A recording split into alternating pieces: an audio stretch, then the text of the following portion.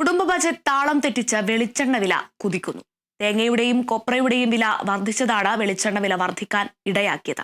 1 litre വെളിച്ചെണ്ണയ്ക്ക് wholesale മാർക്കറ്റുകളിൽ 420-ഉം retail കടകളിൽ 450-നും 480-നും മുകളിലാണ് നിലവിലെ വില. സാധാരണക്കാരെ പ്രതിസന്ധിയിലാക്കി വിപണിയിൽ വെളിച്ചെണ്ണ വില കുതിക്കുകയാണ്.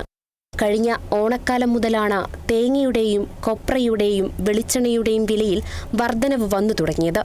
1 ലിറ്റർ വെളിച്ചെണ്ണയ്ക്ക് ഹോൾസെയിൽ മാർക്കറ്റുകളിൽ 420-ഉം റീറ്റെയിൽ കടകളിൽ 450-നും 480-നും മുകളിലാണ് നിലവിലെ വില.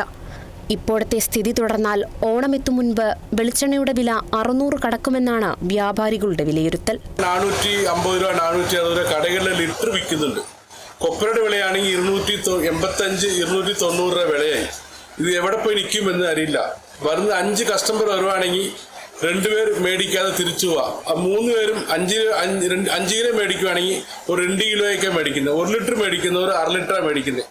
ഈ വില എങ്ങനെ പിടിച്ചു നിൽക്കും എന്നുള്ളത് വളരെയേറെ സംശയമാണ്.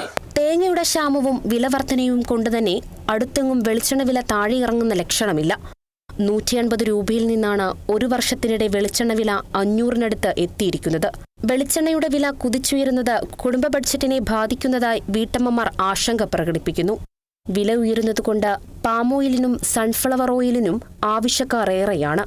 വിപണിയിൽ വ്യാജ വെളിച്ചെണ്ണ കടന്നുവരാനുള്ള സാധ്യതയും തള്ളിക്കളയാനാവില്ല. വിലക്കയറ്റം ഈ നിലയിൽ തുടരുകയാണെങ്കിൽ ഇത്തവണത്തെ ഓണസദ്യയിൽ വെളിച്ചെണ്ണയിൽ പാകം ചെയ്ത ഇനങ്ങളുടെ അളവും കുറയാൻ സാധ്യതയുണ്ട്. Kerala vision news, Idukki.